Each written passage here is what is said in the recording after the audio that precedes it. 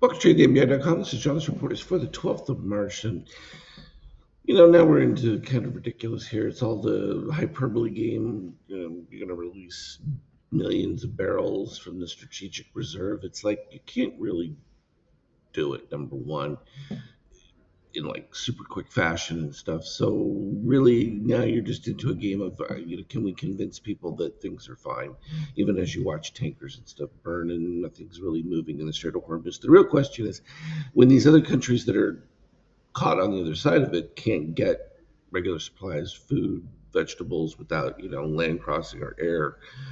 Then what happens? How do they treat that situation? Do they flip? That's what Iran's counting on, and so this becomes now a PR game. It's not a whole lot different than the Ukraine situation, where it's like a virtual stalemate, but you're on the losing end because from a U.S. standpoint, you claim that you've destroyed their navy and everything, but then you're worried about them laying mines in the water. How? So, yeah, the market's holding up quite well given that. I mean, you're not that far from 7,000 given this kind of disruption. It could be a lot worse. We're caught with the orange here in the DOC between cyan and red. That is continuation. And the continuation is lower. It's just been very modest. It could pick up a little bit of pace if you get the continued rise of the orange in this particular case. We don't have a whole lot of short activity, though, from an MBI reading. That white is not moving, and you still have magenta over yellow.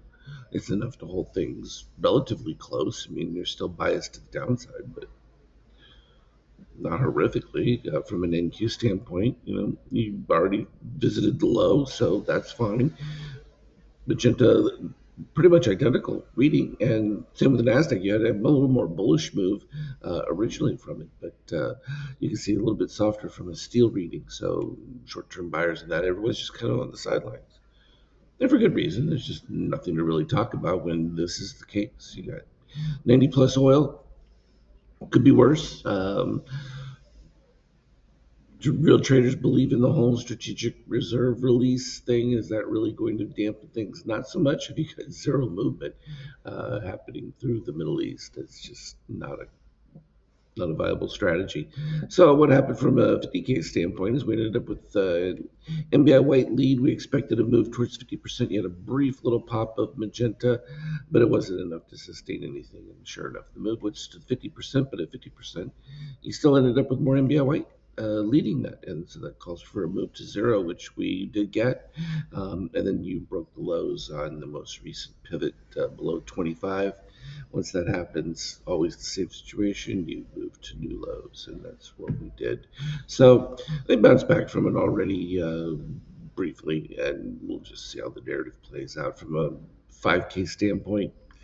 Uh, just nice choppy action, just as we described would be. And again, it's one of those where um, you just need to have the right indicators. So this was the short to end the day, pre-market in Asia, and now we're in the European session where it's being bought up briefly.